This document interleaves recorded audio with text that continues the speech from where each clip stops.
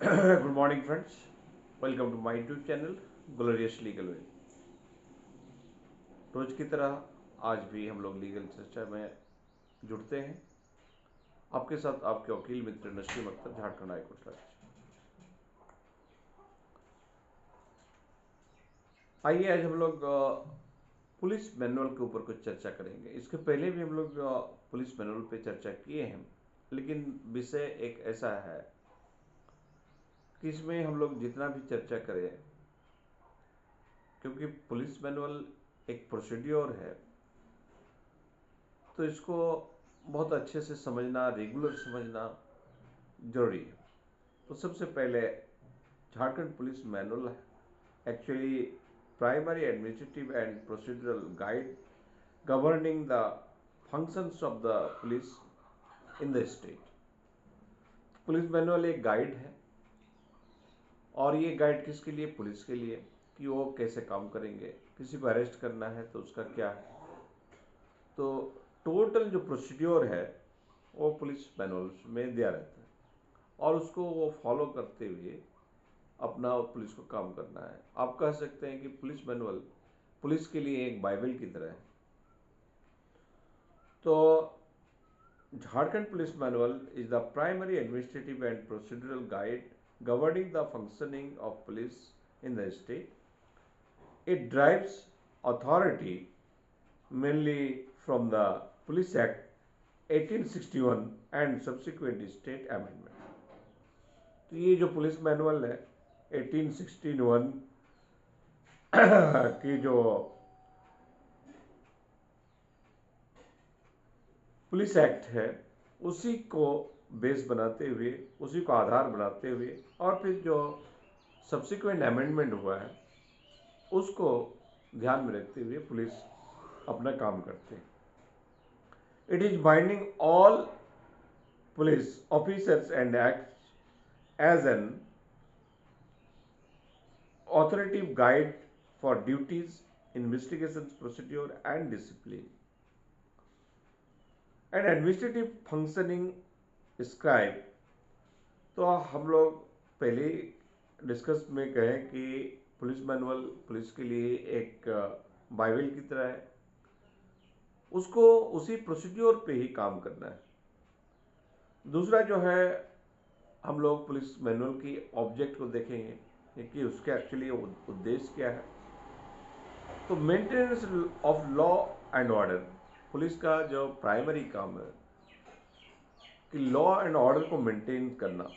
तो maintenance of law and order, and this is the core duty, और ये core duty होता है पुलिस का। Prevention of crime and maintenance of the public piece, police must actively monitor criminals and suspicious persons. तो police जो है, चूंकि law and order को मेंटेन करने के लिए उनकी जो लोकेलिटी है, जुरिडिक्शन है, वहाँ पे पीस मेंटेन करने के लिए पुलिस को रेगुलर मॉनिटर करना होगा। और police must actively monitor criminals को।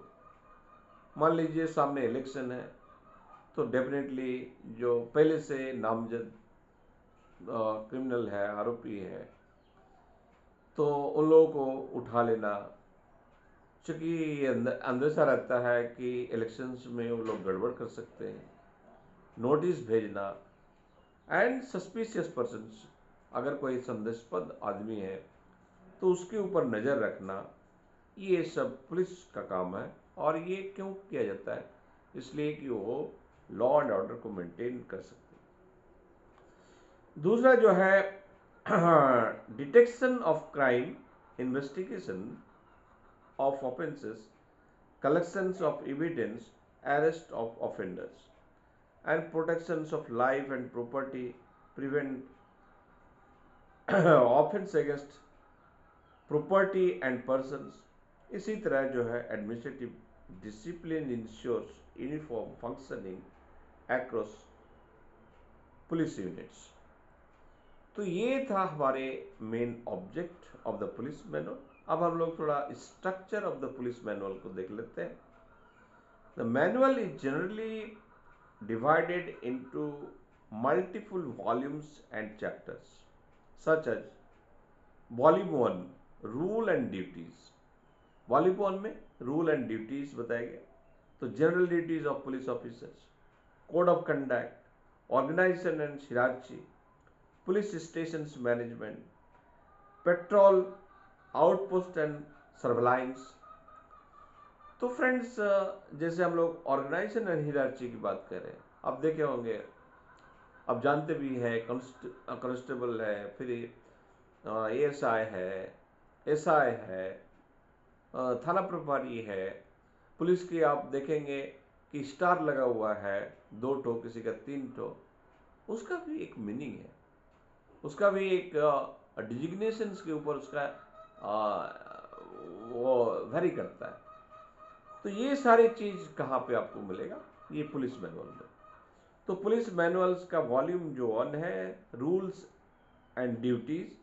तो सबसे पहला general duties of police officers, code of conduct and organisational and hierarchy, police station management, patrol outpost and surveillance. Volume 2 में प्रोसीड्यूर एंड इन्वेस्टिगेशन। किसी के अगेंस्ट में कोई अगर क्या कहते हैं कंप्लेन आया हो, रिटन आया हो, एफआईआर रजिस्टर्ड हो गया हो, तो डेफिनेटली उस एफआईआर के ऊपर इन्वेस्टिगेशन करेंगे, अपना डेली केस डायरी जो है मेंटेन करेंगे, और फिर जो है कोर्ट को प्रस्तुत भी करेंगे। तो एफआईआर, जैसे ही एफआईआर रजिस्ट्रेशन हुआ, इन्वेस्टिगेशन प्रोसीड्योर स्टार्ट हो गया, अरेस्ट एंड सर्च। उनको लगा कि एक कॉग्निजेबल ऑफेंस है, तो उसको अरेस्ट करता है विदाउट एनी वारंट। जरूरत पड़े तो कोर्ट से वो वारंट इशू करा के जो है अरेस्ट करेंगे। एंड हैंडलिंग ऑफ एविडेंस, और एविडेंस का। अब ये किसी को अरेस्ट करेंगे तो उसकी भी बाकायदा प्रोसीड्योर है, रूल है कि भाई जिसको अरेस्ट कर रहे हैं उनको उनके परिवार के किसी सदस्य को इन्फॉर्म कर देना, क्यों अरेस्ट करते हैं उसकी बात उनको जानकारी दे देना। ये सारी चीज क्यों उसके परिवार के सदस्य को इन्फॉर्म करेंगे? ताकि वो जो है किसी लीगल असिस्टेंस के लिए कोई लॉयर को खड़ा कर सके, लीगल असिस्टेंस ले सके, इस तरह। तो वॉल्यूम 2 में हम लोग जो है देख रहे थे कि FIR registration, investigation procedure, arrest and search and handling of evidence, और एविडेंस को हैंडल करना। उससे क्या? वॉल्यूम 3 में intelligence and records, intelligence and records. अब जब वो इन्वेस्टिगेशन शुरू हो गया, प्रोसीड्योर शुरू हो गया, तो डेफिनेटली वो अपना इंटेलिजेंस का प्रयोग करेंगे। कैसे? Criminal intelligence system and gazette publications, coordination with CID and other agencies.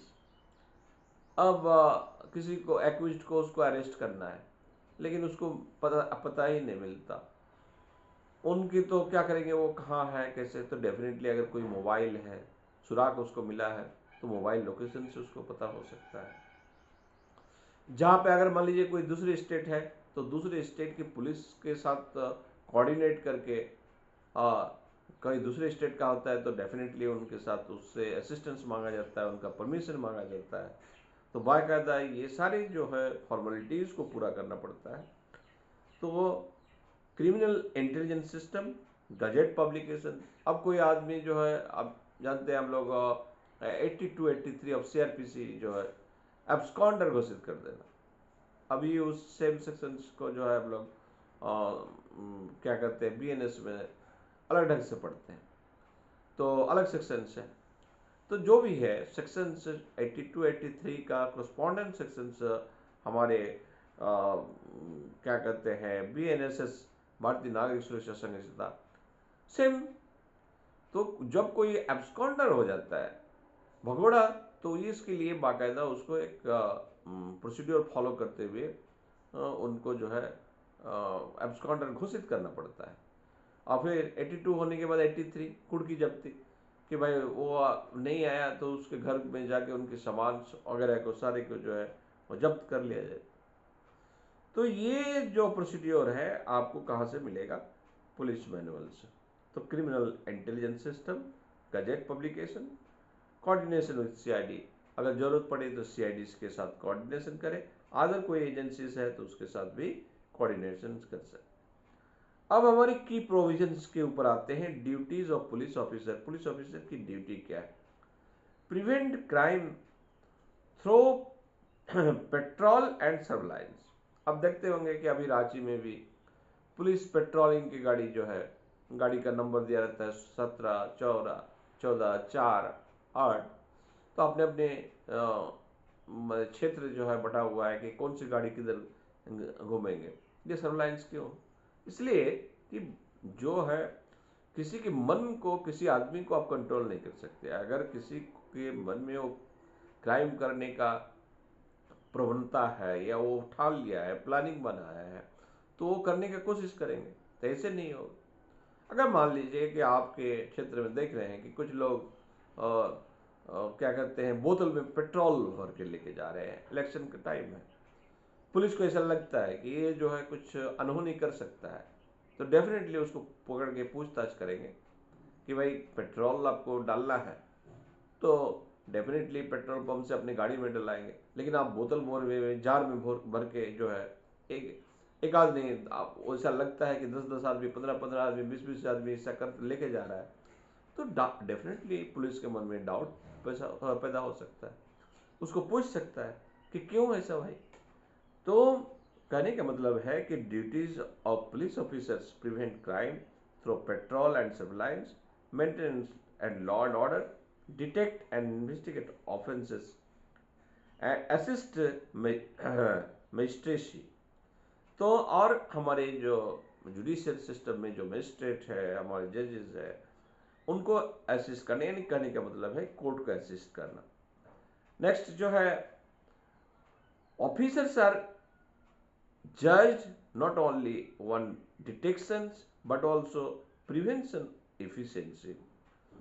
हम लोग सब जानते हैं prevention is better than cure. तो कोई घटना आप इस संदर्भ में एक मेरा एक प्रैक्टिकल एग्जाम्पल जो है और कोर्ट रिलेटेड एग्जाम्पल याद आया, यहाँ पे मैं शेयर करना चाहता हूँ आपसे कि चूंकि झारखंड हाई कोर्ट के ही एक केस है, तो हमारे, और ये मैं बातें हमारे लैंडेड काउंसिल हमारे फ्रेंड से ही सुने थे, वो आज इस दुनिया में नहीं है। तो उनका कहना था कि एक केस उनके पास आया और वो केस था मर्डर का केस, और वो डायरेक्ट एलिगेशन है, एकदम गोली चलाया, मार दिया, ऐसा। उसको बेल कराने के लिए बेल, जाहिर सी बात है बेल जो है नीचे कोर्ट से रिजेक्ट हुआ है, तो वो संकोच में था क्या करें, कैसे करें। लेकिन वकील को तो केस लेना है बेल करने के लिए। उन्होंने बेल जो पिटिशन बनाना है बनाया और क्या कहते हैं फाइल किया।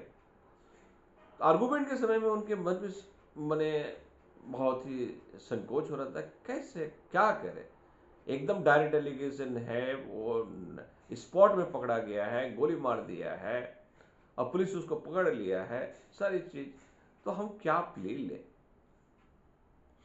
तो उन्होंने जज साहब के सामने कहा कि एकदम सच बात कहा कि वो जो डायरेक्ट एलिगेशन है वो गोली चलाने का, स्पॉट में जो है डेथ हो गया और पुलिस उसी में पकड़ लिया। जज साहब ने उसको इस बात को लपक लिया, ऐसा।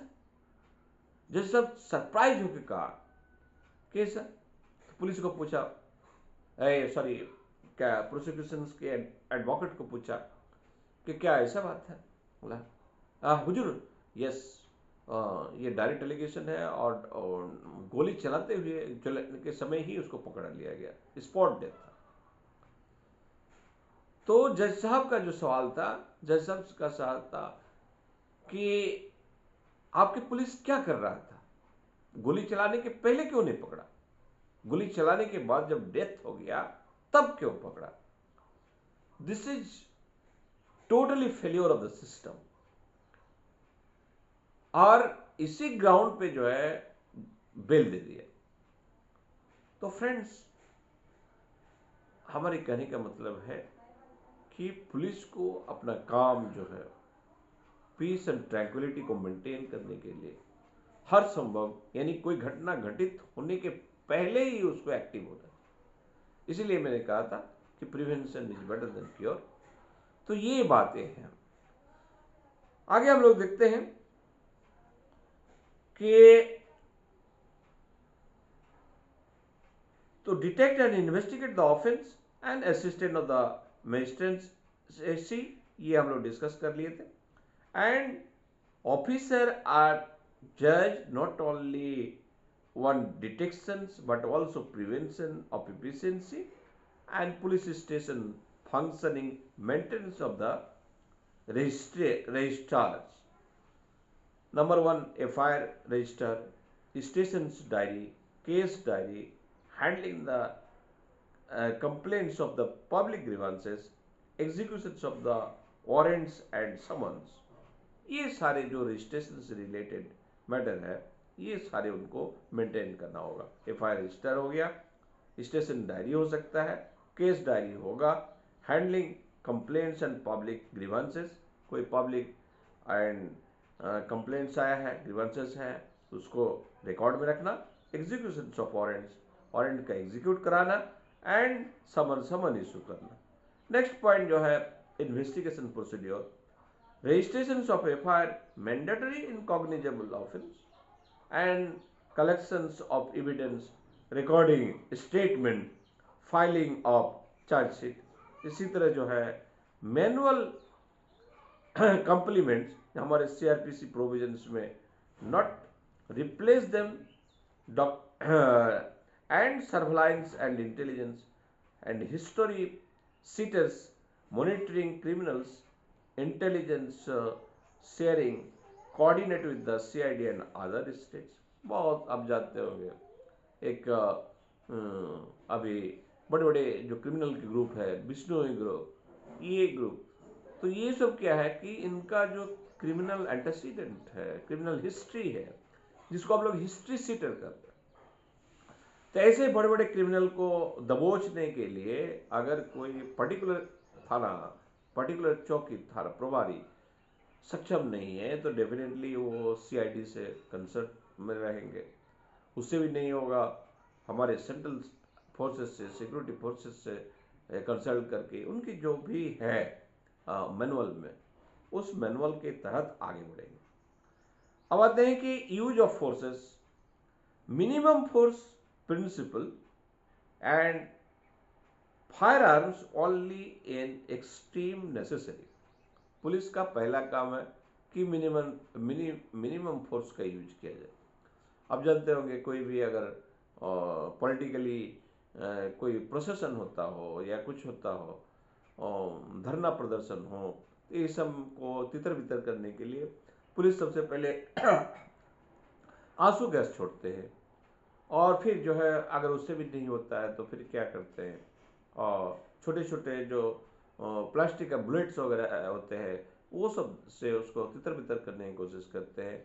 नहीं होता है तो लाठी चार्ज करते हैं, नहीं होता है तो हवा में गोली चलाते हैं, फिर जो है पर्टिकुलर किसी माने पैर को निशाना करते हुए गोली चलाते हैं। कहने का मतलब ये है कि आप किसी को डायरेक्ट हिट नहीं करके आपका मिनिमम फोर्स का यूज करें, और फिर उससे अगर नहीं कम बनता है तो उससे थोड़ा जो है fire arms only in the extreme.